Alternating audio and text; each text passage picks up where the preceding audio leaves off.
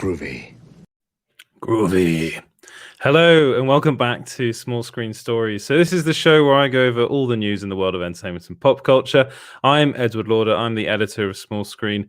And one of the things that we do here on Small Screen is talk about movies, comic books, TV shows, all those sorts of things, sometimes the occasional video game. But before I get started, where can you find us? Well, you can find us everywhere on social media at Small Screen Co. That's on Facebook, Twitter, and Instagram. You can also find me at EJ Lauder, and I do then put this out later as a podcast. You can get that podcast wherever you get your podcasts at Small Screen Stories. And if you're listening on Apple Podcasts, then a 5-star rating would be really, really cool. That would really, really help us out. And let's get straight into the news. And before I start, if you do have any questions about anything I'm talking about tonight, please do put them down in the comments, and I will get to all of them. I do try and get to all of them. So if you could do that, that'd be awesome. Right. So the very first story I wanted to talk about tonight was it was to do with Disney CEO basically talking about Kathleen Kennedy. So Kathleen Kennedy is the president of Lucasfilm, and a lot of people. There's been a lot of speculation that that she might leave as the president of Lucasfilm.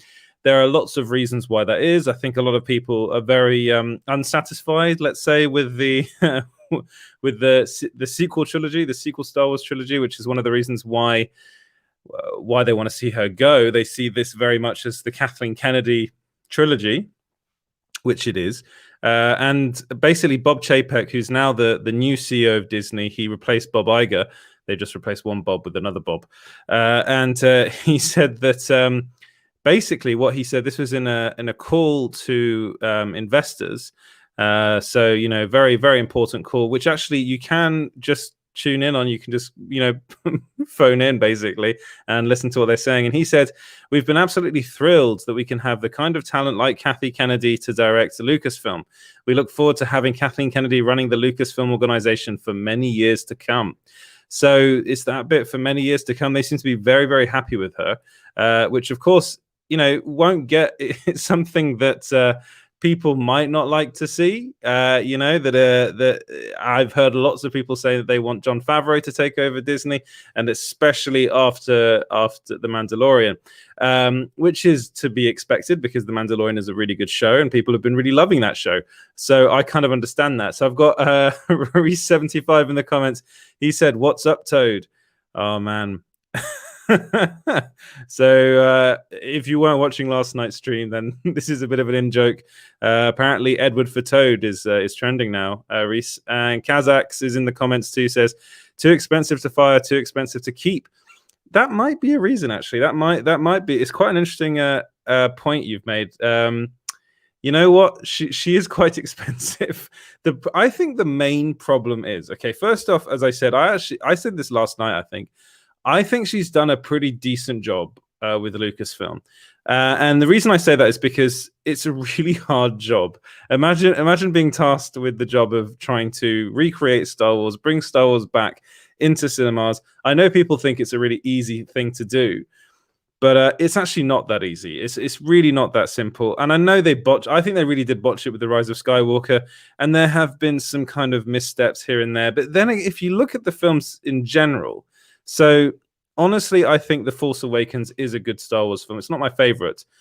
I am going to live and die on this hill. I think The Last Jedi is a really good movie, but do let me know in the comments if you disagree with me. I'm pretty sure a lot of you will do. And then one of the things that I do agree on with everybody is that The Rise of Skywalker, there was just too much in that film, and the idea of starting a trilogy without having a plan is madness, is utter madness. And they really needed a plan, and they just didn't have that. And a lot of that blame has to be left at Kathy Kennedy's feet, because it was her fault. She hired J.J. Abrams, and in retrospect, he probably wasn't the right person for the job, really. Maybe for the first movie, yes, but definitely not the final one. So then before I continue, we've got some comments. Reese says, "Mikey Sutton wants me to play Batmite." I saw that on Twitter, and I like that. And Kazakh says, "Lol" to that. And then they really want to hand the keys to Favreau. Again, this is something I've heard a lot about. And you know what, Kazakhs, I think you might be onto something there. There has been talk of Jon Favreau taking over as president of Lucasfilm. The thing is, does he want that job? I'm pretty sure he'll want the money, but does he want? I mean, he seems to be very happy just doing The Mandalorian and then being able to do other stuff for Disney, like The Lion King and The Jungle Book and that sort of stuff. So Jon Favreau's got quite a lot on his plate already, just being a director and a producer. Does he want to end up becoming president of Lucasfilm? I'm not sure he really wants that job. And this is what I'm saying. This is a job that I think, I literally think the only person at the moment in Hollywood that can do that job is Kathleen Kennedy, because first off, yes, she is expensive, but she's also probably the only person that really wants the job, because it's not an easy thing to do. One of the things I will say about Kathleen Kennedy that is true, she hasn't been very good at choosing directors, because we've seen it's been a complete shit show. I'm going to swear about that, but you know, I think we broke we broke all my rules last night. But it definitely has been a complete fiasco as far as hiring directors is concerned. So if you look at the directors she's hired, so she hired. I mean, I still think J.J. Abrams was the wrong person to direct Rise of Skywalker, but actually that was probably the right person to hire for The Force Awakens. I think I really do believe that Rian Johnson was the right person to hire for The Last Jedi.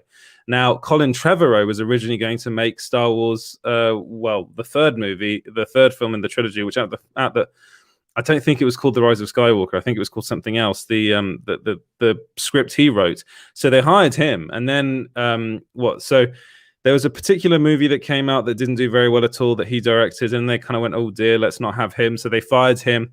And they brought in J.J. Abrams to finish off the trilogy, which at the time was like, okay, maybe that's a sensible thing to do, because if you know, I mean, Colin Trevorrow is the guy behind the Jurassic World franchise, and I really don't like those movies.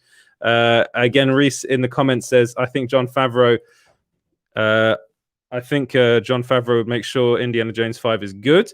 Yeah, I think you're right. But then again, I think they hired a very good director for that and I'm blanking on his name now. If anyone knows the name of the director that's doing why can't I remember his name? Let me know in the comments if you know his name. I'm blanking on his name at the moment. That's really annoying.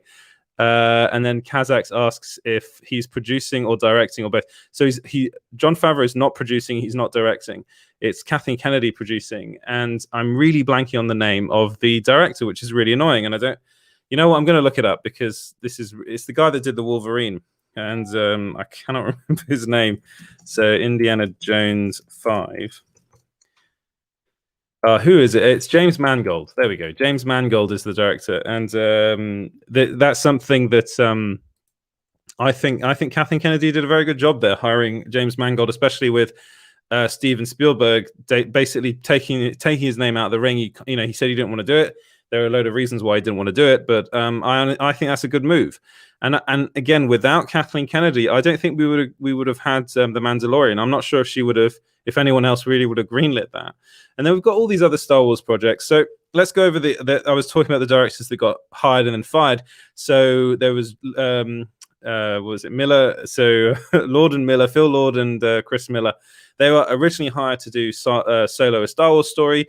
They actually started filming that, and then apparently it was so bad on set that Kathleen Kennedy just had to fire them because they were doing a lot of improv and stuff like that, and it wasn't going to her plan. So she fired them and brought in Ron Howard. Ron Howard made what I think is a pretty decent action film. I actually think that film is not terrible. I think they could have made a much better film, and there probably was a much better film in there that I would have just personally, as a fan, I would have loved to have seen what Lord and Miller did with that franchise. Reese actually helps me out, saying episode 9 was originally called Duel of the Fates. There we go. That's the honestly, I read the script, and the script that Colin Trevorrow wrote was actually pretty decent. I think I would have rather seen that than what we ended up getting. And then Kennedy is directing. Brace yourselves. No, she's not directing. She's a producer. I don't actually think she's ever directed anything. It's not really her deal. She directed a lot of the Spielberg films. So she directed E.T. I think she directed the original Indiana Jones movies as well. So she was very much like Spielberg's producer. And then when Disney bought Lucasfilm for however much they bought Lucasfilm for, she was very much in charge of that, and she was the one they ended up putting in charge of Lucasfilm as president. And honestly, again, like, you know, you might say, oh, there could have been better people put in charge, but in hindsight, you know, maybe her biggest problem is that she planned for kind of the wrong things and didn't really bring in the right people. So, you know, we're talking about all the, again, Rogue One, she brought in Gareth Edwards to direct Rogue One, and then the movie he ended up directing, especially the ends, they had massive issues with because they said it was too dark. So then they ended up getting again, I'm blanking on his name, some other director to come in. I think he's the one that's actually behind the Cassian Andor series, and there are so many. It's not Christopher McQuarrie, it's someone else, and I'm blanking on his name now. But it's, you know, it's one of those things. And Rice says Solo is better than Rogue One. I would actually agree with you on that. I rewatched them recently over lockdown, and one of the things that really that shocked me, because I remember when I first watched those films, I actually watched Rogue One, I think 3 times in the cinema. When it was in the cinema, I loved it, but maybe I've just watched it too many times because kind of got Disney Plus, and then I was like, you know what, I'm going to rewatch all the Star Wars movies. And it was just really was weird. A weird kind of moment was watching Rogue One and being like, oh, at the end of that, I didn't really enjoy that as much as I remember enjoying it. And then watching Solo and being like, actually, I thought this was actually quite a lot of fun. So it's just, it's one of those things. It's like, I think she's overseen a lot of decent films. And then we've got The Mandalorian in there, which is really, I think that really pushes her into kind of a different kind of area for me as a producer goes, and a president of Lucasfilm. And one of the moments, we actually talking on this last night with Sil, that really, really stood out to me was her at the Disney Investors Day presentation. Well, I think she was fantastic, where she was like, she was showing people what's coming up. And really, I really enjoyed her presentation. I enjoyed her enthusiasm. You really felt that enthusiasm for Star Wars that I think she genuinely has as well. And just everything they announced. The Acolyte for me is the thing that I am really, really looking forward to seeing. But then we've got Rangers of the New Republic as well, which I think will be really fun. I mean, I don't really know what's happening with that. Sorry, I think that's my cat that's making a lot of noise. But yeah, so it's there's all this stuff going on, and I'm really, really looking forward to it. But it's like, yeah, so The Acolyte was something that I was really that really threw me off. Really, really looking forward to. And then also Rangers of the New Republic. Then we had the Book of Boba Fett, which I think is a really cool looking series. And that again is not The Mandalorian season 3, which a lot of people are claiming it is. So then we've got some other comments. I'll go over the comments. Star Wars has a lot more diverse directing talent now in Favreau, Filoni, and Mangold, Waititi, Jenkins, Chow, Bryce Dallas Howard's Mandalorian has been a directing tryout of sorts for Lucasfilm. You're completely right, Colin. That is exactly what they've been doing. They've really been testing out their directors. And yeah, Filoni, again, he's someone that came from the animation side, and then he ended up directing. Basically, he is one of the key kind of he's the key driving force behind The Mandalorian. He came up with a lot of the ideas, and then he started. That's his live action directorial debut was in The Mandalorian, but before that he was doing animation. So he did like Star Wars Rebels and Star Wars The Clone Wars and all that kind of stuff, and did really well there. And then we got Geekosity saying like and subscribe. They always come in and say that. So it's a lot of stuff is going on in the Star Wars world. And me, as being a massive Star Wars fan, it's a huge deal, which is why I wanted to spend quite a bit of time on this story in particular, because there were other stories that happened today, but this for me was really the biggest. And like, again, I know a lot of people are like, get rid of Kathleen Kennedy, but I don't think that's the way forward. If anything, I think the way forward is doing what they're doing now, which is having Kathleen Kennedy as the president, and maybe deciding the shots and stuff. But honestly, it looks to me as if it's not a job that Favreau wants. So if you really want the most out of Favreau, actually have him be more of a creator and let him do stuff like The Mandalorian season 3, Boba Fett, the Book of Boba Fett, and then Rangers of the New Republic, which are the series that he's basically producing. Let him do that. Let him oversee all of that, and let that be incredible. and then let Kathleen Kennedy worry about all the other stuff. She can worry about the movies. She can worry about about the video games, which is another thing that I think that's an area of Star Wars that has actually been quite, let down, apart from some of the more recent ones that have come out. But to begin with, that was really bad what was going on with the video games. We were promised all sorts of things, and basically you just got Battlefront for a while. Was it Battlefront? I always get mixed up between Battlefront and Battlefield. Which one's the Star Wars one? I think it's Battlefront is the Star Wars one. I'm pretty sure that's right. So yeah, it's something that I think that area for me has been the one that has been lacking, apart from the most recent video game that, again, it's quite late here. I'm blanking on the name of the recent one where you play the Jedi. That is that was really cool, and I'm gonna look it up now because I don't want to get it wrong again. Was it 2019? Fallen Order, Star Wars Jedi Fallen Order. That was a really good game. So I liked that, but that's the stuff that to me was a bit worrying. And then, as Colin was saying here, Star Wars has a lot more diverse directing talent in now Favreau, Filoni, Mangold, Watiti. So Mangold's not actually directing Star Wars; he's directing Indiana Jones. Watiti, who's doing a movie, which I'm really looking forward to. Jenkins as well, and Deborah Chow is doing the Obi-Wan Kenobi series. Patty Jenkins is doing Rogue Squadron. Again, Bryce Dallas Howard as well in there as well. She directed some episodes of The Mandalorian. So they've been getting some really interesting directors in now, and it looks like they've sorted that out, and it looks like Kathleen Kennedy knows who she wants to work with. I do wonder at the beginning, one of the other directors actually, why am I forgetting all the names? Let me, the Fantastic Four director. So he was going to, or Fan Four Stick, Josh Trank. I'm so bad with names tonight. I'm really sorry about that. But yeah, Josh Trank was going to direct, I believe it was a Boba Fett solo movie, which sounded incredibly cool. I was like, I'm all for this, because at the time, I think he just made Chronicle. Well, that was the film he had made that put him on the map, and he was directing Fantastic Four, and then all the stories about that came out, which sounded like that was just a complete train wreck of a shoot. So then they kind of just fired him and just got rid of that project entirely, and it's kind of morphed into the Book of Boba Fett, which I am very, very excited to see. Reese in the comments says, Rogue One is a film that I have no opinion on because I'm not sure whether I like it or not. It's like Transformers 3. I think Transformers 3 is a very bad film. I think Rogue One is a much better film than Transformers 3. But, that's fine. If you have no opinion on it, that's completely fine. The cat isn't a fan of Kennedy, says Kazakhs. Yeah, the cat he's scratching on the door. He wants to come in, but he goes a bit mad when I let him in. So I can't really do that. He's a bit too disruptive. Even when he's not in the room, he's disruptive. And then Kazakh says, yeah, Mandalorian feels like an experiment.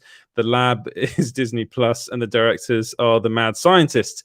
Completely agree with you. I completely agree with you.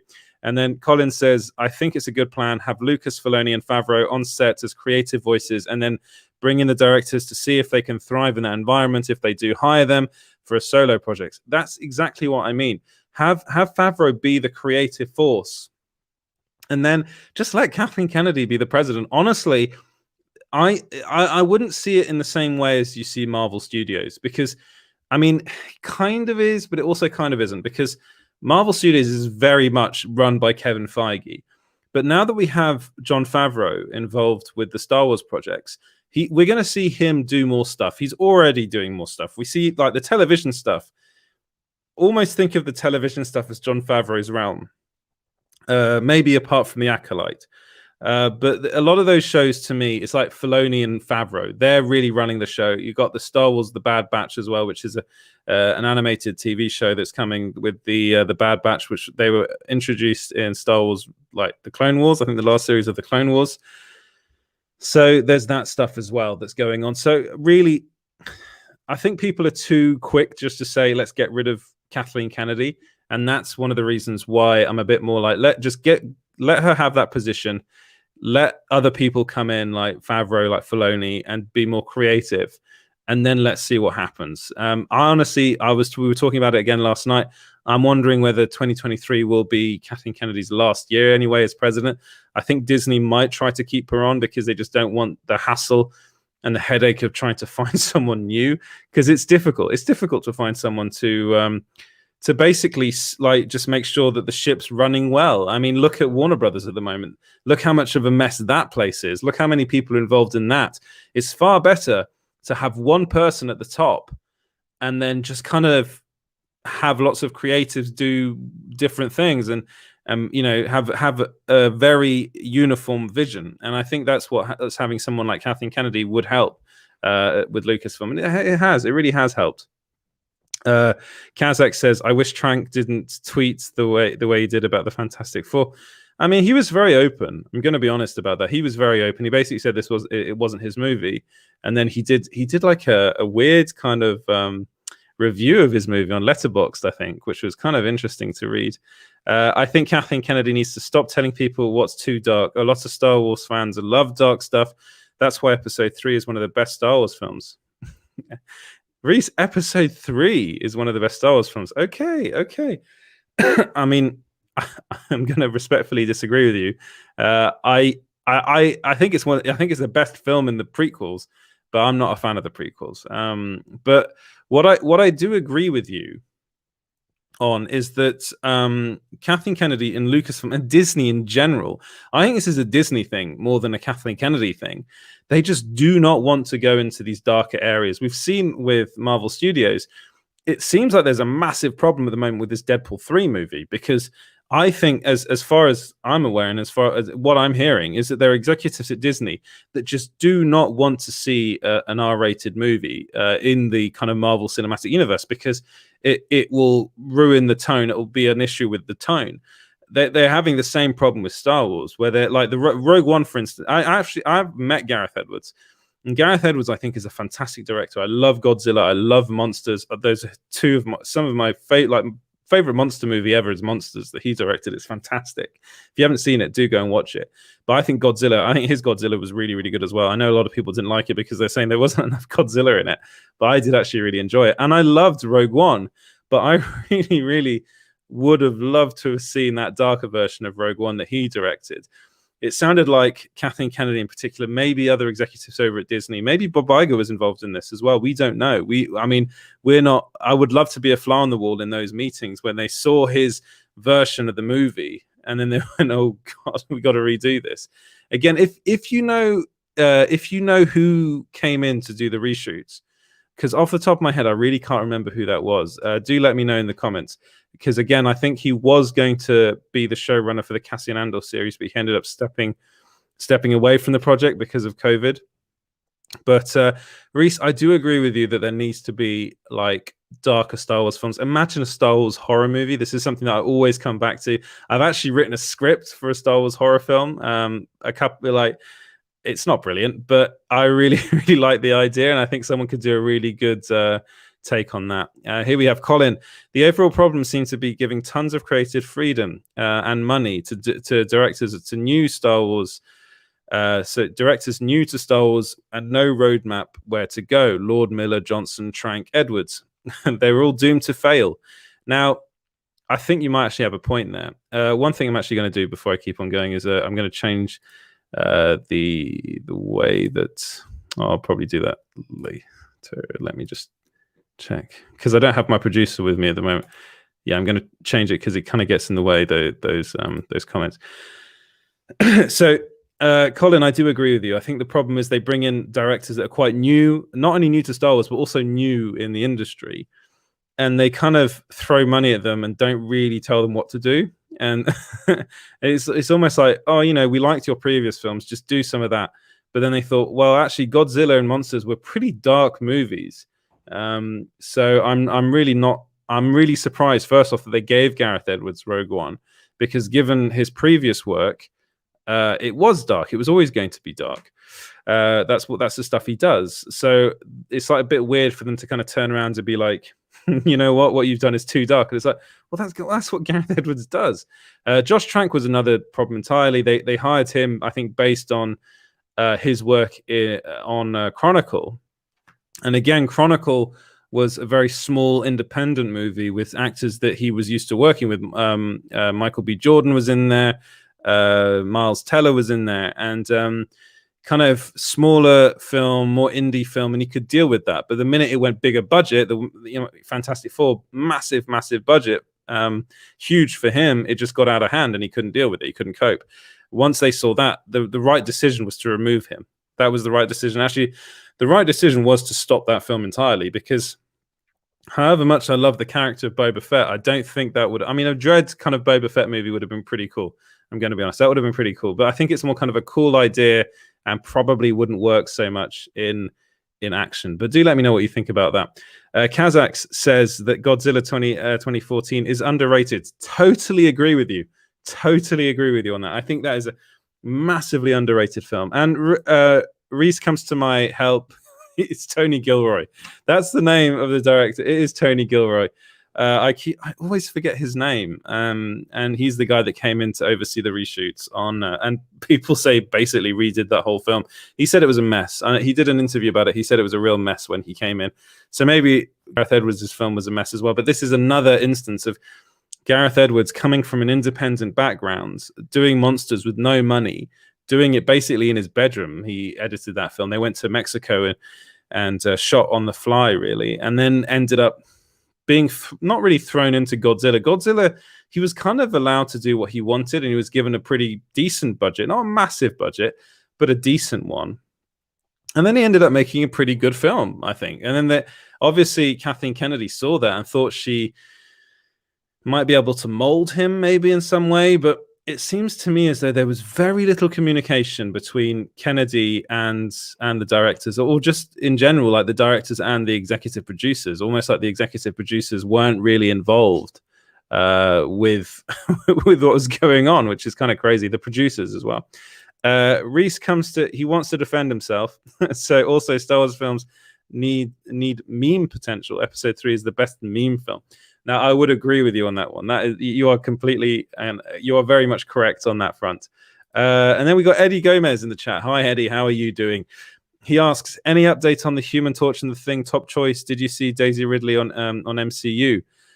So I heard, again, this is well, what was the last name that I heard? So we were told that Dacre Montgomery was up for the role for the Human Torch, but there was another actor that they were talking about for the Human Torch, and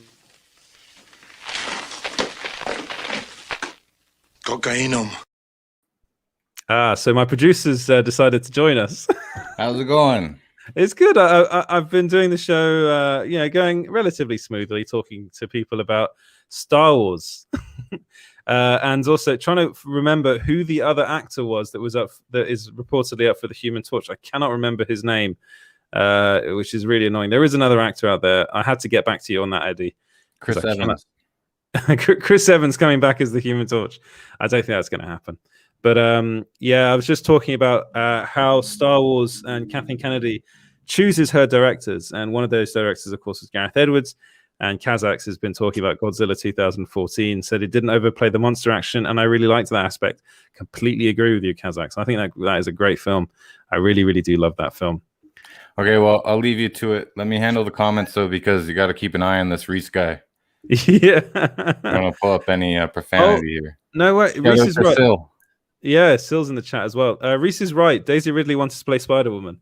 She did put her name up for Spider-Woman, and I forgot about that. We were told that Aubrey Plaza is up for the role. That's the last that we heard on Spider-Woman. That'd be awesome. That would be awesome. You know what? Daisy Ridley is weird. Actually, I want to get your opinion on this before you just... read the chat. What do you think of Daisy Ridley? As just like, I find it really weird. You're right. She's in 3 of the biggest films ever made in the Star Wars movies, and then she said she found it really difficult to find any roles, to get any roles in Hollywood. And I was just thinking, why is that? What's wrong with Daisy Ridley? Isn't that the Star Wars syndrome, though? Well, you say that, but then Oscar Isaac. Ford. Well, yeah, but Oscar Isaac is in everything. Harrison Ford was in loads of stuff. That's what I'm saying. But then Mark Hamill really wasn't. He was in Jabberwocky. Yes, but Mark Hamill was slightly different. Mark Hamill kind of took a step back from it, mainly because of his whole. Didn't he have an issue with his skin or something? And then he didn't really want to be on camera that much. That's what I heard anyway. I thought that I mean from his car accident. it was a car accident and it kind of disfigured him slightly. And I think he said he much preferred doing voice acting, so he did a lot of voice acting after Star Wars. I mean, yeah, but then Carrie Fisher, didn't do that much. She was Billy D. Williams. He did a bunch of Colt 45 ads, and he was Two-Face. But the thing is, if you're talking about the original saga, the original trilogy, not many of them did anything apart from Harrison Ford. But the new ones, I mean, you've literally got John Boyega, who is in a lot of stuff. He's in a lot of stuff. Oscar Isaac, who's literally in everything now. It's like there isn't a single project that Oscar Isaac isn't in. Daisy Ridley, out of the three, is the only one that seems to find it difficult to get roles. Again, I don't know. What was she in before? That's the whole thing. She wasn't in anything. Like in the UK, she was in like soaps and stuff like that, and that was about it. Like the person we used to live with, her ex-boyfriend actually went to acting school with Daisy Ridley, and he was furious that she got the role. I'm kind of putting him under the bus now, but he wasn't very impressed with that. And I think I do wonder, as though she just comes off as, I don't know, that she's a bit one note maybe. I think it's too early to tell, to be honest with you, because I'm sure there's a lot of people that said that about Carrie Fisher when she played Princess Leia, right? Maybe. And then she became like this endearing icon of our generation. I mean, I personally think she's good in the films. I think she's good as Rey. She's great as Rey, but we need to see her in something else to see what her range is. Yeah, definitely. Let's have a look at some of the other things in the chat. So we've got Sil here in the chat taking a midday siesta to see my guy Edward. Thank you very much, Sil. And James enters in a cloud of cocainum. Cocainum. Put the cookie down. Put the cookie down. So we got some chats. We got some people chatting to one another in the chat, which is always cool. And Eddie Gomez, what movie or TV series do you think Henry Cavill will debut on MCU? Ooh. Captain Britain. They're not going to do a straight Captain Britain film. They'll introduce him in another thing. But that, I mean, that goes again, without saying. Again, it's not nailed on that he's got the role or any role. He's just talking to them, and it'll probably be some sort of Avengers type film, like a film where there's more than one hero. That it's like almost like a Civil War 2 kind of thing that they might do in the future. I don't know. I definitely don't think it'll be a Captain Britain film. I think they'll be like assembling. Exactly. Kind of like more intense on the assemble and less gathering the heroes like in Civil War is more nonchalant for Cap's side, and I think the only big moment was when Tony went and got Peter Parker, right? That was the assembling moment. But they did it. Joss Whedon's Avengers had more of a let's get the team together moments with like Black Widow trying to get the Hulk and stuff. I do wonder whether he might be introducing an X-Men movie. Whether they'll introduce Captain Britain that way, because he in some Excalibur, right? Yeah, because of Excalibur. So X-Men, it does kind of cross over with the Excalibur comics at some point. So maybe they could do it that way. Again, Eddie, I mean, I see Sil, lots of Captain Britain all the way. Again, it's not confirmed, so we'll have to wait and see. I would love it if they bring in Captain Britain, and if they get, if I'm not going to be cast in the role, then let Henry Cavill get the role. But actually, here we go. Sil says typecast about Daisy Ridley. I think she might be. And this is going to be bad for Daisy Ridley, I think. Chaos Walking apparently is awful. So that film is the film with Tom Holland that was filmed ages ago. That's the one that sat on the shelf, right? Yeah, literally. Like they had to redo it. And is it Doug Liman that directed it? Is it him? Because if it's Doug Liman, he's a brilliant director, and it's kind of like a YA film. Yeah, it's Doug Liman. So he's the guy that directed whatever it's called. If it's called Live, Die, Repeat or Edge of Tomorrow, but one of my favorite movies. That was a great film. Yeah, that Tom Cruise ever did. But it's like it's just one of these things. It's like that movie where I think it was filmed back in 2017. So you watch it now, they all look really young compared to what they look like. Although Tom Holland's going to look young forever, But Daisy Ridley looks a lot old, like just a lot old. But then again, she's supposed to look a bit younger in that, and it's also a YA film, so YA films have kind of died a death after after the Hunger Games. There was just too many of them. What was that? The Bones or something? The Lovely Bones was a film. The Lovely Bones, yeah. Wasn't that like a failed YA franchise? I didn't really pay attention much to those. My last YA franchise that I really liked was Battle Royale. Well, I wouldn't call Battle Royale a YA thing. Yeah, Battle Royale, thanks for picking up on my joke, Edward. Yeah, I think that was great though. Battle Royale was fantastic. Basically, what Battle Royale is a Battle Royale is everything that the Hunger Games wasn't. If you want to watch a decent, a genuinely good Hunger Games movie, watch Battle Royale. Mm-hmm. But yeah. So what was I going to say? So Kazak's just pointing out that Pedro Pascal plays everything. What does that mean? To STAHP. I don't know what that means. Stop. Maybe I don't know what that means. You might have to. Cool. So we got Guardians of the Galaxy Volume 3 Adam Warlock casting rumors at the same time. Cavill MCU talking rumors, not suspicious at all. Well, Kazakhs, that's actually interesting you bring me on to that. So those casting rumors about Adam Warlock being so they come from the Illuminati, and that whole thing was that they were saying that they're looking for a Zac Efron Caucasian type male for the role. And James Gunn went off on one. And I have experience of James Gunn going off on one on Twitter. So I kind of feel bad for the Illuminati, to be honest, because he was pretty polite to you, though, I have to say. He was pretty polite to me. He was, but he went off on one with this one, mainly because of the Caucasian thing. I think so. I think that because he said Adam Warlock is gold, literally. So it doesn't matter what color they are, and also Zac Efron type for Adam Warlock just wouldn't. I mean, I like Zac Efron to a certain extent, but if they're looking for someone like him, then I'm not. I'm going to be honest, that those casting rumors were doubtful to begin with. And we don't even know if Adam Warlock's going to be in the film. This is something that James Gunn said a while back. He said, I'm not even sure if Adam Warlock's going to be in it, even though it was pretty heavily teased at the end of Guardians of the Galaxy Volume 2 that Adam Warlock was going to come into it. But who knows? Zac Efron, though? You know what I have to say about Zac Efron? What do you have to say about in a Marvel movie? What? Nope. Well, he's actually one of the names that people keep on putting out for the Human Torch, and it's like, I don't know why people are so desperate for him to be in the Charlie Hunnam. Charlie Hunnam is the Green Arrow, as the Green Arrow. Yeah, no, but they just want to cast him in everything. And okay, Charlie Hunnam. I want to get this out there. There are a couple of people watching now. I have said this privately to many friends. I genuinely think Charlie Hunnam is not a good actor, and everything I've seen him in, he's awful. If you've ever watched, there's a film called The Lost City of Zed, which has one brilliant performance, actually two brilliant performances. Tom Holland is in that film and is really, really good in that film.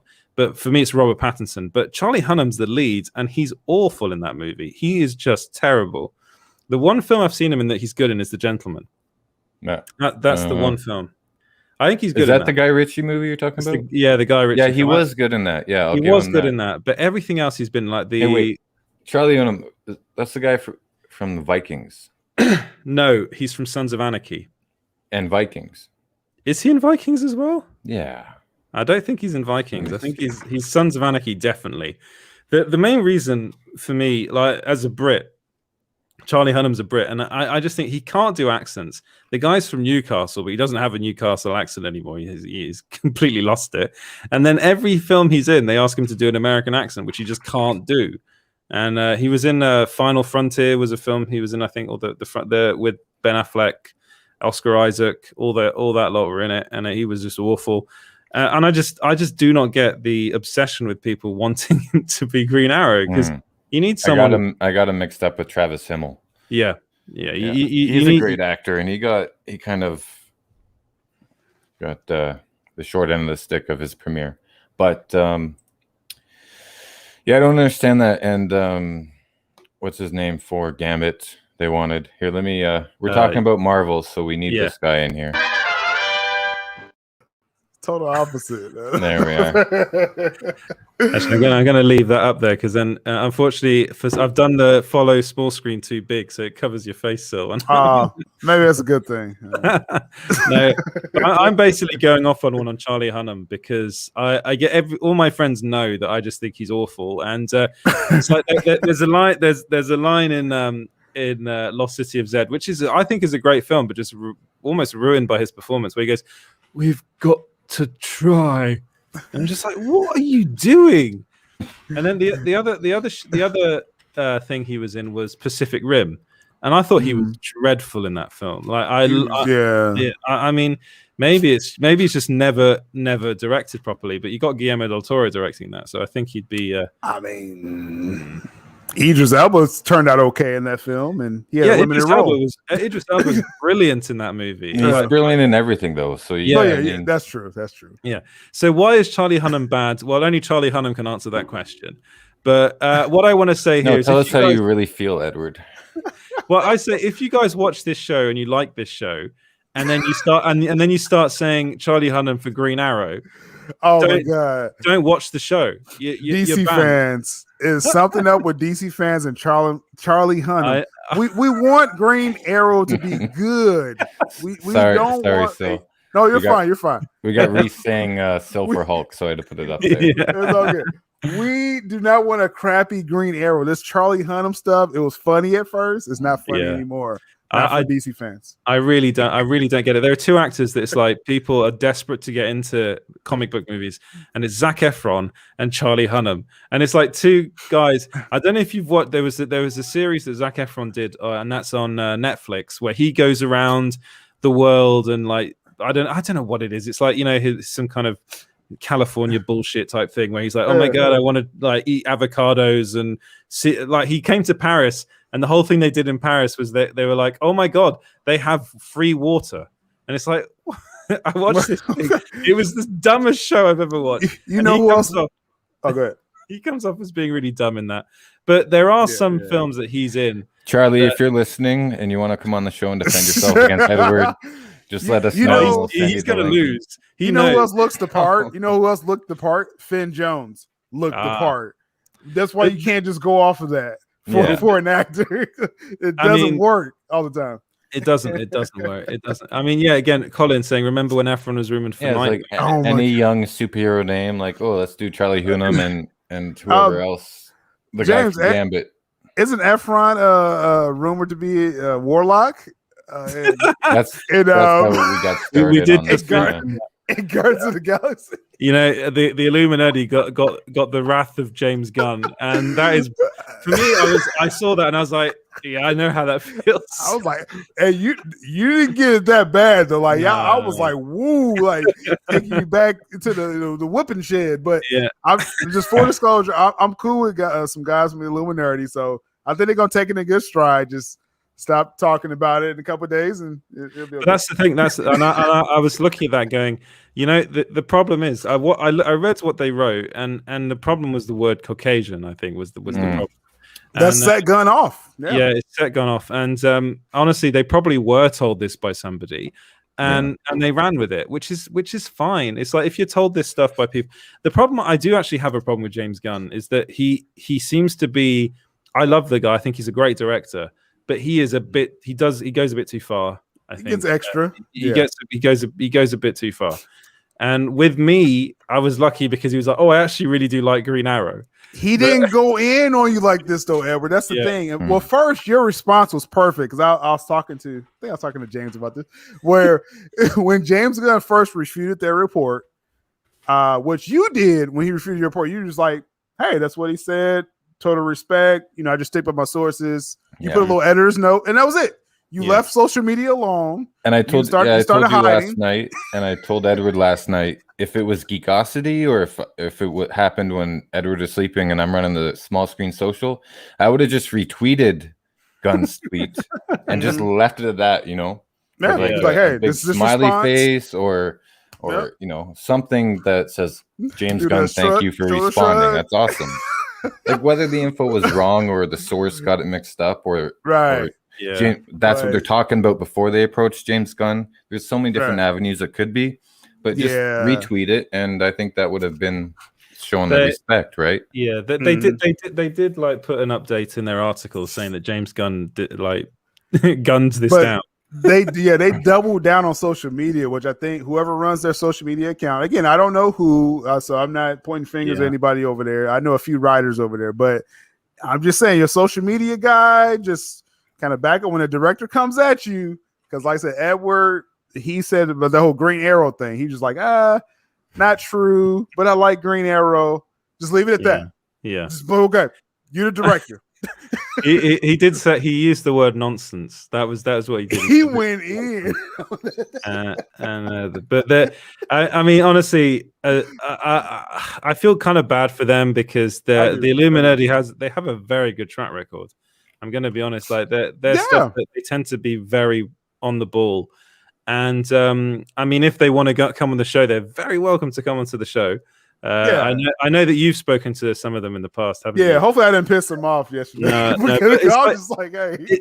But again, I think James and I we're planning some stuff about like the Scoop game and things like that, and talking about that. And it's really, it can be honestly for me, especially at the very beginning, there was a whole David Ayer thing, and I came onto your show still about that afterwards. That was soul crushing. That was really soul crushing because you get put in a really difficult position where you're talking to these people, and many of them actually do work for certain companies and get very worried because they're like, shit. It's this like, is come out, and it was difficult. That was quite difficult.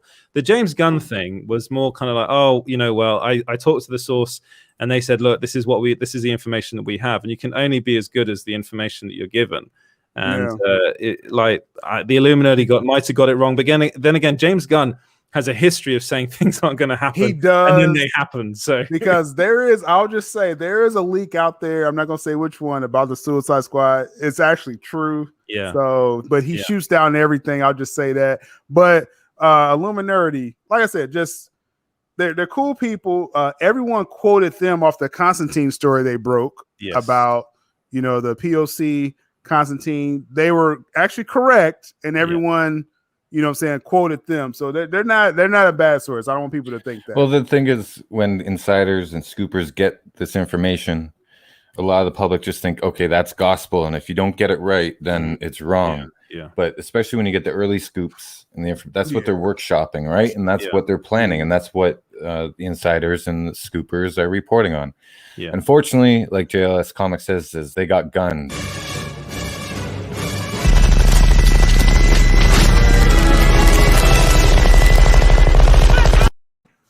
Yeah.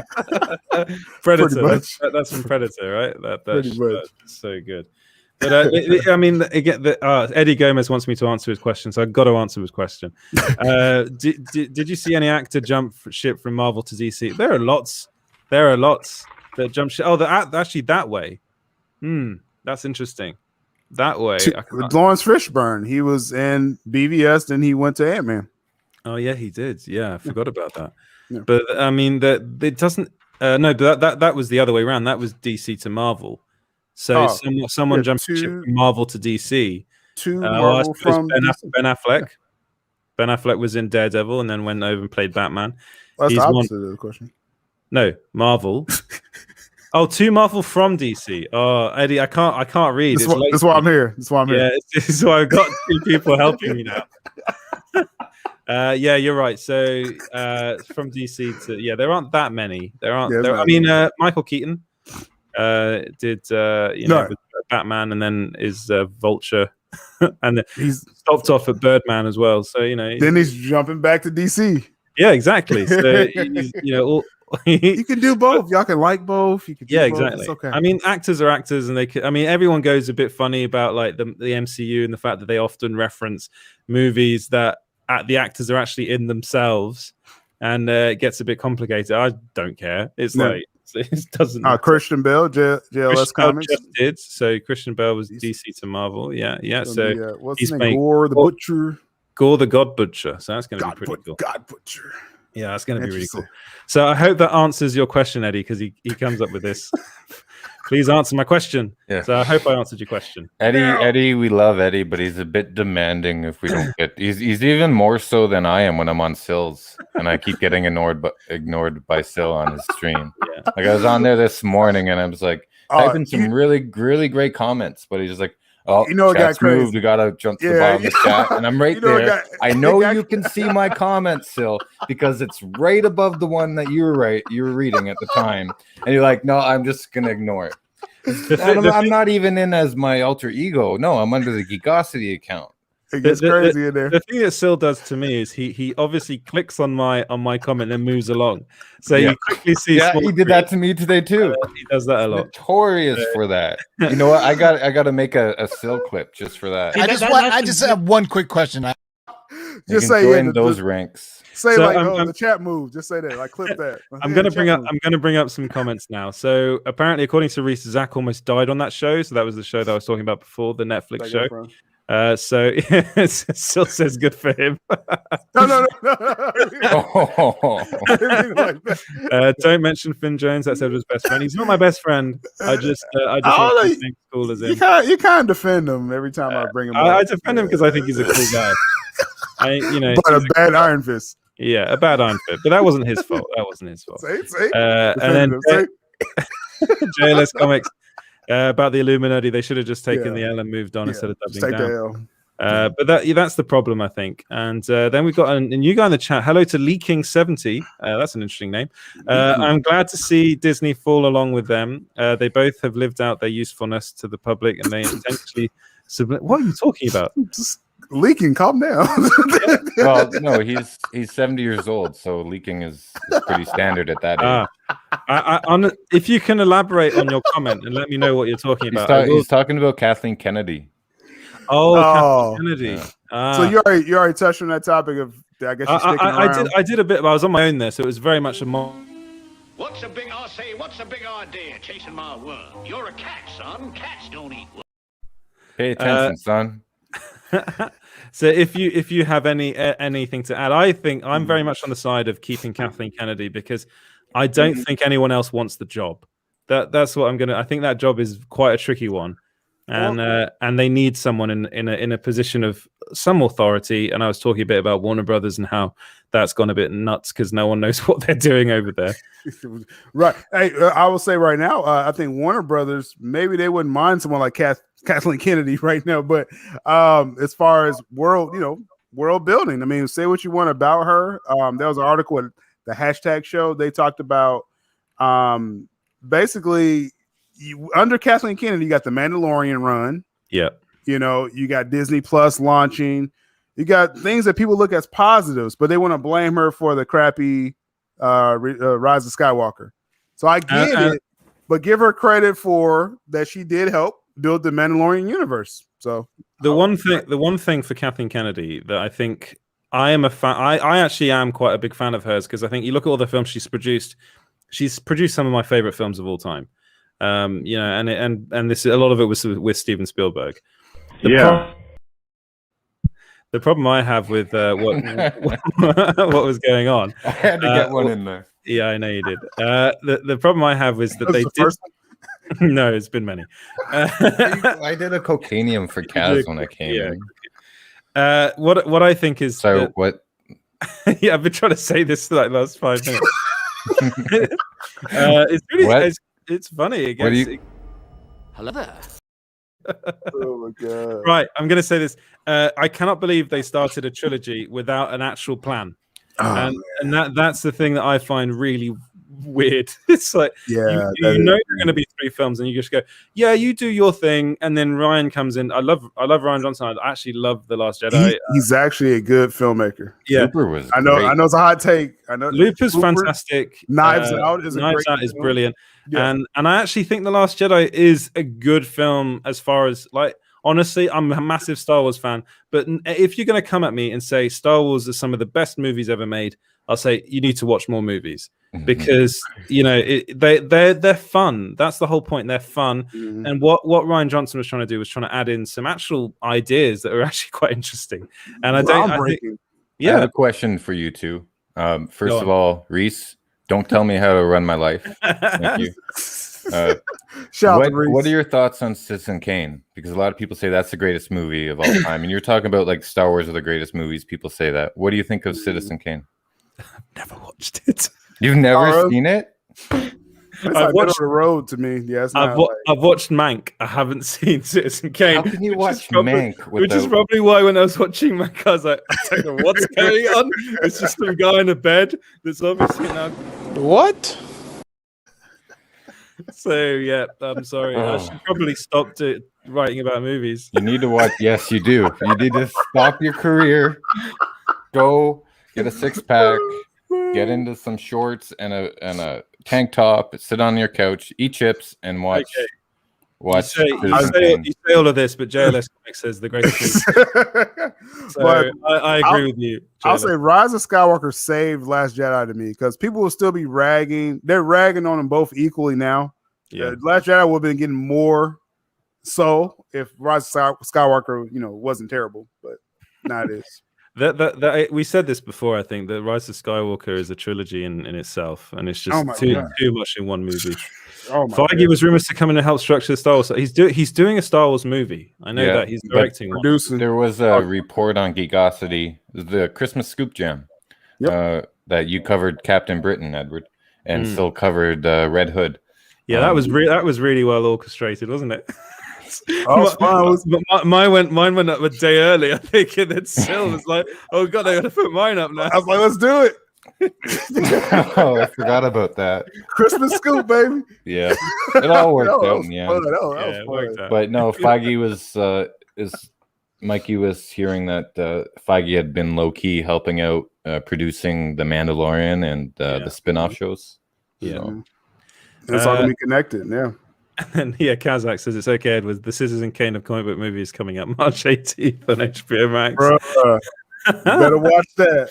Okay, I haven't watched Citizen Kane, but do you really think you can compare Justice League to Citizen Kane? Are we gonna start that here? Because you'll lose the 9 viewers we have right now.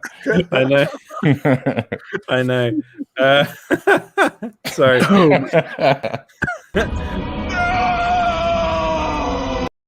There you go. That's for Reese, I think, isn't it? He finally put that in there. First Star Wars I never saw was Revenge of the Sith, so I always have a soft spot for it. Hold on. Colin, you never saw the original trilogy before Revenge of the Sith? Well, no, you said first. Yeah, I'm just thinking he saw it first. Wow. I'm sure he went back after. Yeah. No, but I mean, like I said he never saw the original trilogy before he saw Revenge of the Sith. Dude, you're talking to me about losing followers, and then you start dissing them. Well, Colin is like a friend in real life for me. Yeah, and, so now I'm reconsidering that choice I made. No, Colin, don't leave. Honestly, the first Star Wars film I watched was the first Star Wars, but that's just because my grandparents had them on VHS. So I used to go over there and watch them religiously, and then ended up watching the prequels. When I first watched the prequels, I actually really liked them. I was a kid at the time, so I thought they were really cool. But then watching them again and realizing it's all about trade wars is kind of weird. It was weird how that was played, like at that time. I mean, like I said, we was all younger then, so yes. But yeah, the first Star Wars I saw was actually Return of the Jedi, and I went back and watched the originals. Yeah. And then Kazakhs has some breaking news that Shazam: Fury of the Gods officially started production. I knew it was going into production soon. I didn't know that was in production now. Follow my Patreon at Sil Abdul Patreon, and you would have saw production started this month on Shazam.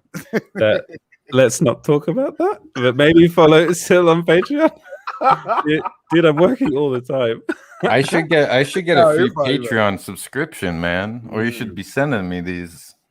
Yeah, I mean it's there. Reese knows he's a patron. We update every week.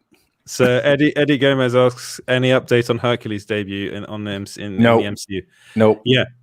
Nope. No, I don't think that's ever going to happen. Personally, I don't know if it's a bit weird. Sorry, and then is this a thing? That's the thing. Is it a thing? I haven't heard anything about Hercules being brought into the MCU. No. You love these so much. That I got that specifically for Eddie. Every time you ask a question, Eddie, I'm gonna play that for you. So Colin goes into the story. He said he got it. I got it from a local used video store, and it got me into it. Saw the originals afterwards. That's good. You know, you get supporting your local video store is always a good. They don't exist anymore, unfortunately. Yeah, not anymore. That's actually how I watched. I used to, because in France there's a thing called Video Future or Video Future, and I used to watch all. Stop laughing. No, it's just because you just all of a sudden came out with it. You said, I don't know. Go ahead. Yeah, and I used to just go there and get DVDs at random and come back and watch them all. That's how I ended up watching films like Cube, which is probably terrified me. That was a great film. That's such a good film. Actually, the guy who was the instructor of cinematography at my film school, he was the DOP of Cube. Oh man, that's such a good movie. He's a good guy too. The first Cube is brilliant. I ended up watching all of them, and the other ones weren't as good. But it's that was a brilliant film. And it's just I feel like we're missing that now. Like Netflix is just the endless scroll, and then it's like I haven't for a long time. I haven't been genuinely surprised by a movie since maybe Ex Machina was the last movie that I watched, and I was like, wow, this is not what I was expecting. It just seems to be the way it is nowadays, unfortunately. Going down memory lane. It's my show. The first Star Wars film I ever saw was The Phantom Menace at the cinema. It was re-released in cinemas. Yeah, I remember that. Was it re-released in 3D? I remember at one point they were re-releasing them all in 3D. I think that was right before Disney took over Star Wars. So yeah, Phantom Menace. Oh man, great. One thing about Phantom Menace I will say is that it had a really good pod racing scene, and that's about it. And the Darth Maul scene was cool. I think once you got to the end, it was pretty cool. Yeah, and it looks like I mean, we scooped this a while back, but Qui-Gon Jinn is coming back for Kenobi. So Liam Neeson will be playing Kenobi again. Looks like he'll be a Force ghost. But I'll just say that because if you guys have read Giant Freaking Robot, I'll just leave it there. Well, their sources collaborated, and then they said it was an exclusive. Yeah, exactly. And iRobot apparently is Reese's favorite Will Smith film. Really? Yeah, it's a good one. It's a good one. My favorite is I Am Legend. I think that's a really good movie. I just saw that the other day on HBO Max. Oh, it's on HBO Max. It was I Am Legend, right? It wasn't another film. It wasn't Justice League 2. I wish. Like I said, people was like, "Oh, I'm so surprised. I'm seeing Snyder Cut watching Tom and Jerry. I'll be happy." Like I went to Tom and Jerry immediately when I heard that. I said, "Let me just see if it happens again." Oh man! And I don't know if you've heard the news, but Justice League, Zack Snyder's Justice League. This is one of the stories on small screen right now. Is coming out in France before anywhere else in the world. Are you serious? Yes, but we have to pay for it here, so we have to it's on VOD. It's not coming out on any streaming service. It's just VOD. I think in Canada here we have to pay an extra $10 to get. Yes, it's going to be a lot. It's going to be a lot here in France. I think it's going to be like €20. So I'm going to have to shell out for that because I haven't been invited to any premiere screening. Join the club on that. I got to pull up your story here to see. You left a cliffhanger of when it's actually coming out. So let me. It's March 18th, but because it's basically just because of the time zone difference. Because we're in the future. You guys are in the past. Have you guys watched the Star Wars Christmas special? Anyone in the comments? Because you've never seen it. I've never seen it, so I've never gone there. I've just heard about how bad it is. I slept through it. It looks really, really terrible. And Kazakh then says best Smith movie is After Earth. Sorry if you haven't seen that film. That is an awful movie. It's basically a movie all about Scientology. It's a bit of a weird one. Who was the director? Was it Shyamalan? Yeah, Shyamalan. Oh dear. What a twist. Oh god. Battlefield Earth now though. That's a good film. Battlefield Earth is a really good movie. It's a really, really good movie. It's horrible. It's horrible. It's the movie that was made by that really two guys, wasn't it? It was John Travolta. That's one of the worst movies ever made. I'm thinking of another movie. John Travolta and based on L. Ron Hubbard's book. And they basically copied every sci-fi film and I want that in that scene. I want that in that scene. No, I'm thinking of a Battlefield something else. There was another film that I can't Playing remember. too But many video games? there was a film that was literally made by just 2 visual effects guys on their own. They're brothers, and I can't remember what it's called, but it's actually really really good. Kung Fury. Anything with Battlefield, it sucks. With the Snyder Cut, I want to go back to the French version of the Snyder Cut. What time? The Snyder Cut. What time? The Snyder Cut, yes. The Snyder Cut is coming out. Comes out. Edward. No. Dude, if anyone can do that, it's me. Okay. Hey, I'm Canadian. I worked in Montreal. Now you guys don't speak French. You speak some weird language that no one understands. I agree with that. Get the time. The time. I can't remember the time. It was DC Comics France that revealed that it's going to be coming out in France before anyone else in the world. It'd be a France exclusive. That exactly, Kaz. Dutch angle. The movie. It's just a whole movie shot in Dutch angles. That's Battlefield Earth. Yep. Right that sounds awful. I hate Dutch angles, so that'd be awful. Except when done by De Palma. Yeah, well, he does split screen a lot as well, which is kind of annoying.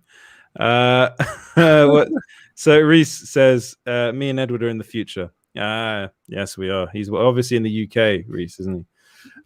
So I think that there are a couple more news stories that I just wanted to quickly go over. So apparently Dwayne Johnson is rumored to be in talks for a Deadpool 3 cameo. And that's obviously... Wow.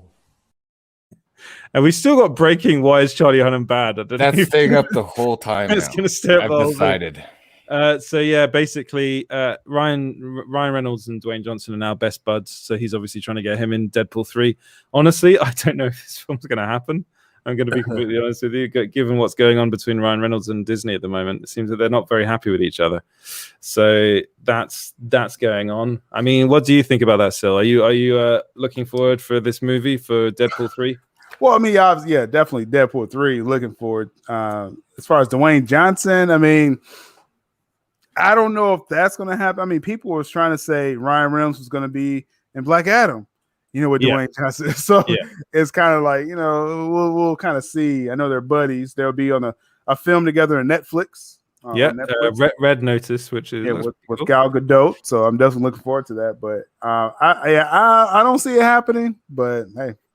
I mean, I think if it happens, it'll be like Brad Pitt's cameo in Deadpool 2, which is literally a blink and you'll miss it moment. It looks like we've got Walter Hamada joining so maybe he's going to give us a scoop about what's going on with the Justice League. Or not. I leaked it. Yeah, that'll probably be my next video tomorrow. I'm going to do another Former Brothers update, so we'll see. Yeah. And then you're having someone on your show tomorrow, right? So. Well, I'm probably doing 2 shows tomorrow. But yeah, tomorrow, the big event, and Mikey Sutton's coming through 6 p.m. Eastern Standard Time. So all DC, little Marvel. Here we have Reese saying we have more chance of the Tarantino Star Trek film happening than Deadpool 3. I would love to see that film. Oh man, that sounds so good. And then that was the script that he wrote for that sounds incredible. Well, they gave Ryan Reynolds quite the contract for Deadpool 3, so I'm sure it's still happening. So yeah, I hope it happens because it's something that I really, really want to see. I hope. I mean, it's gonna be a bit weird if they announce it and then end up not doing it. Marvel doesn't tend to do that.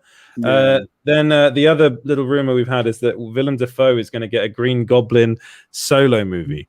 So that's comes from Giant Freaking Robot, and I honestly I've asked about this, and all I've heard is it's a load of rubbish. So okay. I'll leave it at that. What?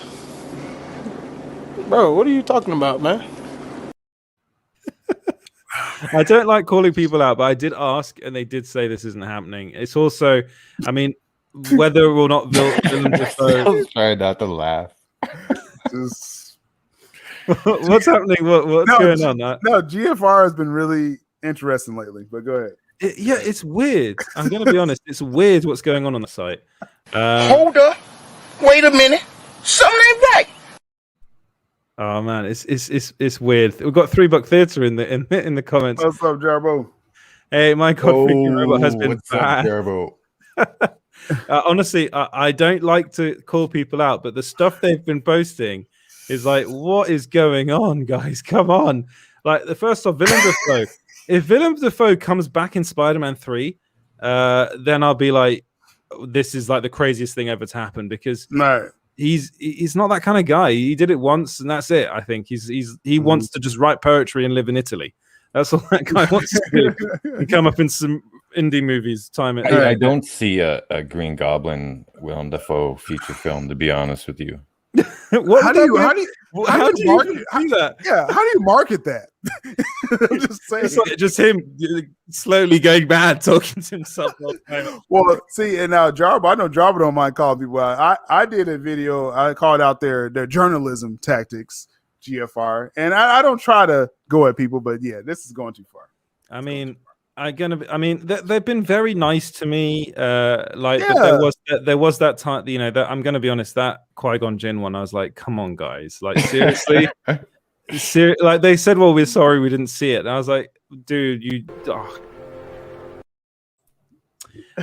whatever. I mean, it's like it's fine, but it's like, it's just the site looks nice. You say my name and I'm on the screen, so there we go. I'm not running. I'm still here. I just have one quick question. So, what are you here to call people out? Is that what's going on? Yes, actually, I'd like to call out Warner Brothers and HBO Max because I've gotten 2 copyright strikes today. I've lost my ability to live stream. No, and I'm not kidding. Because I talked about them screwing up and putting out the Snyder Cut. Okay, so we'll see you later, Jarbo. Thanks for joining in. Don't worry, I ain't gonna say nothing here. I ain't gonna share nothing, man. It's just ridiculous nonsense. I'm sure it will be taken care of, but it's just like nonsense nonetheless. So, oh man. Oh no. So yeah, you guys. So other than that, not too much going on. Oh, I can't believe they did that. What, just for criticizing what's going on? No. Well, what I believe happened was, like, I showed there was that one image going around on Twitter of like the opening credits of like this directed by Zack Snyder, and I showed that, but that was being publicly shared, right, from like a multitude of people. And so, we do have fair use here in the States. For criticism, critique, commentary or whatever. And then there's also, if I recall correctly, an old 1978 Supreme Court ruling that allows for the dissemination of leaked material, provided you are not the one who leaked it. So there we go. So it's all bull anyway. Like, the company that put it up was this company called Mark Scan Enforcement, and their whole job is like, we track down pirated material. I'm like, what was pirated? So that was contracted, basically. It's a contract. It's a contract job. Yeah, it was. So they're watching you right now, and they're probably watching this channel hard. They're following you. Let them. Honestly, the whole leak thing is a bit stupid. Anyway, they leaked it themselves, so they only have themselves to blame. Yeah. Well, what's funny, what I'm waiting for now, is because I thankfully I put a video up and I tweeted about it, and a bunch of my YouTube friends are retweeting it. But I've noticed that a lot of the people that are kind of more prominently vocal in the Snyder Cut fandom are not saying a thing about it. Really? Yeah, and they're still tweeting. They're tweeting. They're retweeting each other, and they're talking. And I follow them, and they follow me. And I'm like, all right, whatever. I get it. Nobody wants to screw up their place. You feel left out? No, it's not that I feel left out. I feel like, what? The premiere is in a couple days, and pretty much everyone has got their passes, and nobody wants to risk getting. And now I'm being honest. That's true. And people don't want to risk not getting it. Not getting in. Still hasn't got it yet. Risk over what though? Like, just getting out about what happened to you? Getting disinvited. Yeah, getting disinvited from it. Dude, the thing is, the reality of it is this: those people who do movie content, half the time they live in fear of their channel. You show something, right? Like, you get hit. Like, I was just looking through like old copyright claims on some videos of mine, and like I found one from 2017 when I reviewed a South Park episode. Yeah. And I talked about it, and I showed screenshots from the episode, and it was taken down, and then I was able to get it reinstated.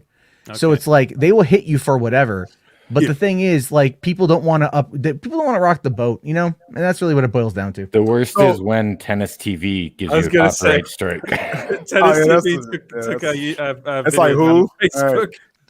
I know who that is. So, Jarbo, I just want ATP tennis is just I the just want to make tennis channel. sure I'm clear. You're saying you think more people in the fandom should be sharing what happened to you, like with the. Well, it's not, I don't even care about the videos themselves. You know what I mean? Like, I don't care. Delete them. I don't care. No. You know what I mean?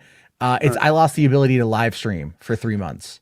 Start another like channel, 3 months. Man. Start another channel. You still, but the thing is though, but that's a significant portion of my income is the live streams. Yeah, I know. That's so crazy. it's like, and that takes 1,000 subscribers and 4,000 hours of watched content in a 12-month period, which roughly equals about 144 days.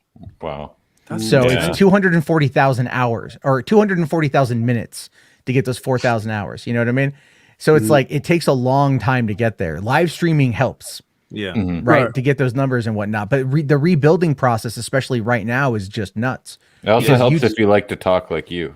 Oh, I love get to those talk. Numbers up. Yeah. I'm great at it. Yeah, because I love think it. a lot of people in the fandom, it's a backlash on just the leaked images, and maybe that's why it's not a lot of people. You know, Whatever, man. Come on, people. Everyone already looked at them. Let's be real. Oh yeah, Come man. on.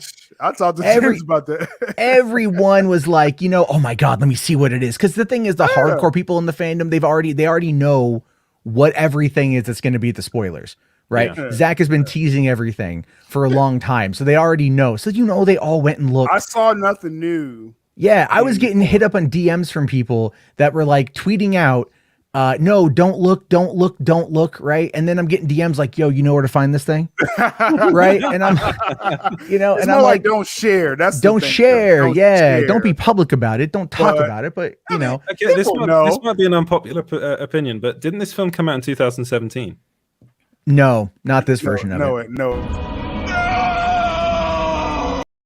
I just had to say that. I'm sorry.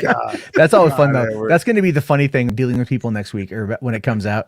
The whole notion of like, didn't I see this in 2017? And my favorite thing, some fighting words. oh, my favorite thing is going to be when people who are devout fans watch it and go, wait, I know this looks really familiar to what I saw in 2017. It's just less red. It's just less red, and it's going to be like a little shorter. But it's true. It's true. Joss built off of what Snyder had done. Snyder is just giving us his version of it. Yeah. But this is like Joss still built off of plot points because they had everything already shot. They had to work around that. So it's not going to be like they're going to run like this to each other. They're not going to go like this. It's gonna. That's all I can say. It's gonna feel different. It's going to feel, from what I saw, it absolutely feels different, and that is great. It's like Photo. No. Hi. Okay. Okay, so let's switch some gears here. Let's do a little bit of plug, and then we can go on to the news that Edward's going to bring up. Edward, you're going to have someone on your show on Monday. Who's that? I think it's this guy, isn't it? Yeah, actually, I just got sent the link. So I can't stay long, but I just wanted to jump in for a few minutes and see what's up. You should stay as long as you want, man. We'd love. I got to get my kids up from their nap here in the next like 10 minutes. How come you're not sleeping? You should be sleeping. Because I went out today and I had to do shopping, and then I got really mad. But otherwise, I take a nap when they take a nap because that's how this works. That's how being a dad works. And Phil, you're gonna have someone on your show tomorrow. Mikey Sutton tomorrow, 6 p.m. Eastern Standard Time. That's a nice graphic. That's a really nice graphic. That's pretty sharp, if I do say so myself. I think those kind of graphics should earn someone access to a Patreon. But I'm gonna get Mikey to spill something. He's gonna leak something that he's not supposed to. So get him talking enough. Give him. To be fair, isn't that Mikey practically like every day though? Yeah, I have to tell him stop leaking stuff. Could you like? I can just imagine Mikey at the grocery store. Like he's talking about the recommended person there. So like, hey, you watch you watch Marvel? You want to hear something on the inside? Hook me up with a donut and I'll tell you. Give me. I think James has to go. He's like you like his kind of like you have to have a mute button on him whenever he's talking, just to make sure he doesn't actually. Because I think he said something last night when he was on here as well that he probably shouldn't have. Oh, I catch everything, Mike. And then Friday we have the group show Super Team Megaforce with. We've decided the name. It's called Super Team Megaforce. We're doing. Oh, we're really doing that? With Phil, Edward, myself, Mikey Sutton, and hopefully TiVo. If he's not too burnt out, you're welcome to pop in if you want, Jarbo. When is it? Tomorrow at 5 p.m. PST. All It's right. Friday. Sorry, Friday. Yeah. Yeah, we're doing that. Yeah, it's kind of I'll see where I'm doing because I go out Friday night. I'll be home around that time, but I'll be watching my kids. So the evening times are always difficult for me, just because. Most of the show will be about how I should be playing Captain Britain anyway, so that'll be all right. Not missing Reese, much. can you stop telling me how to run my life? Captain Britain. Oh wait, no, I've been reading that for a while.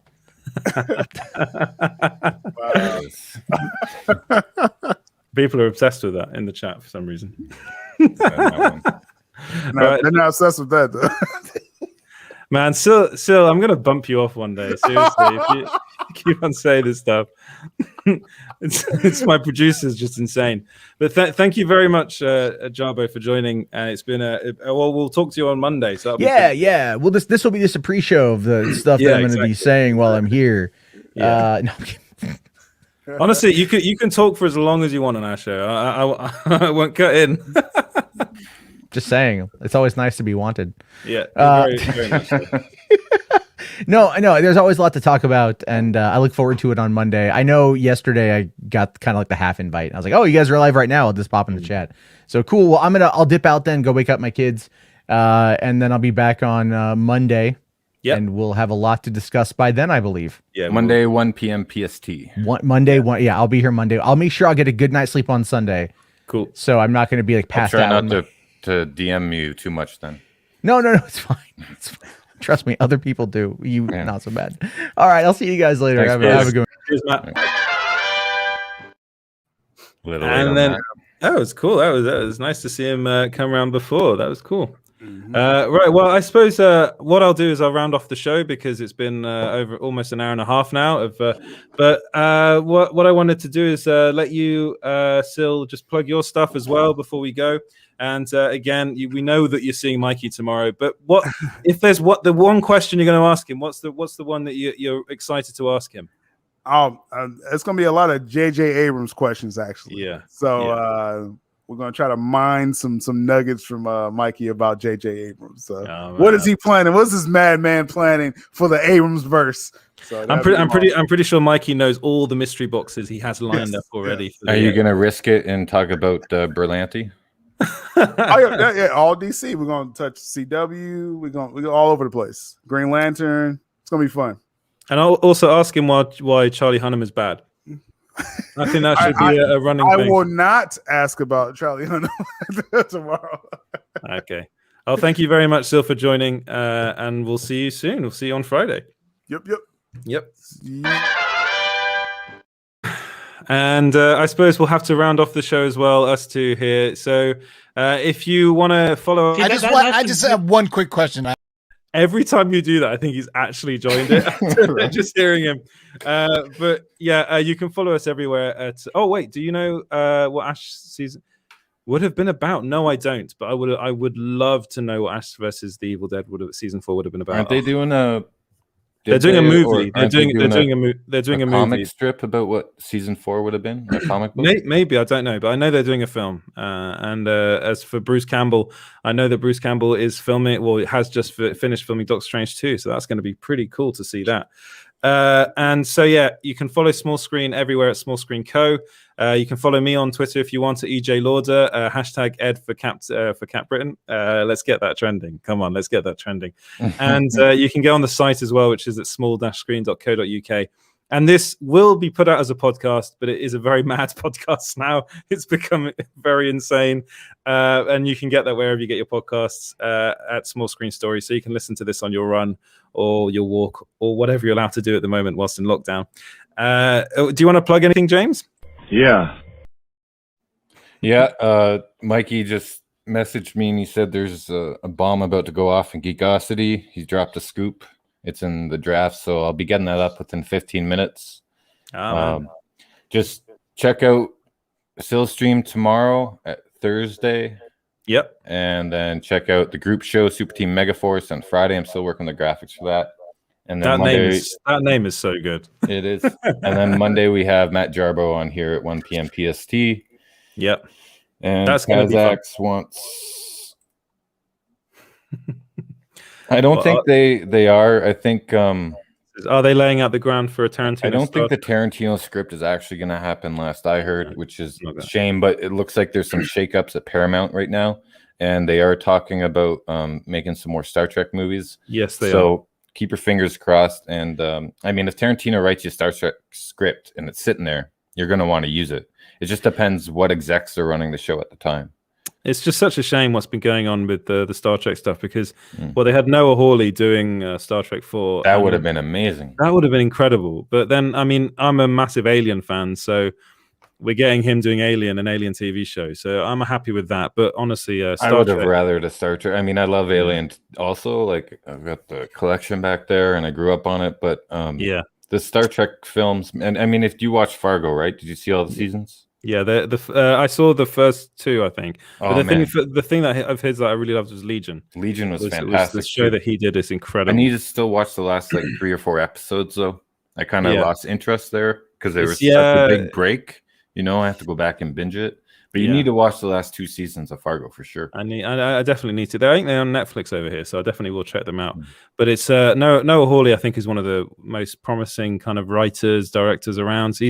That would have been his first feature, I think, the Star Trek 4 film. But I was just so. It seems that everything he's doing though is he was going to do a Doctor Doom movie as well. He was writing that, and then that kind of fell through. Well, Feige said it didn't line it up with their vision of the MCU. It's just too which is a dark. shame. It's too dark. That's the problem. Have you read the script? I think that's what I heard is that it was going to Oh. be R-rated, so it would have been very dark. It's just a shame. But I love Noah Hawley, and I'm just excited to see his Alien TV show, which is happening on Earth, which is going to be insane. So the Xenomorphs come to Earth finally. Yeah, that would be cool. But as long as yeah. it's not like in the style of the new Terminator movies. I mean, the last one wasn't that bad, but they can't recapture that T2. Yeah, I suppose. But no, like you can watch us on Friday. So I think I'm doing one live show tomorrow. The Thursday live show, and then the Friday one will be a bit later. For me, it'll be like 2:00 in the morning or something. So that'll be fun. I think it's 5 p. No, we're doing it what time on 2 p.m. PST? I think 2 p.m. Yeah, but we'll share this all on social media as well. Yeah. So if you follow us on Small Screen So Code, the 7 people watching, you keep an eye out on social media. But thank you very much. And Reese says Super T Megaforce Ultra 3D. Maybe that should be the name. That's not bad, but it reminds me of like a Nintendo 64 cartridge or something. I do like that though. Right. Thank you very much, But we guys. can't use it because Reese came up with it. So. Okay. Well, that's a shame. Yeah. But thank you very much, guys, for all your Thanks for comments and watching. watching. And we'll see you in the next one. Cheers and goodbye. Later. And keep an eye out for after the credits where we just stare at the screen because that's the best part of the ending.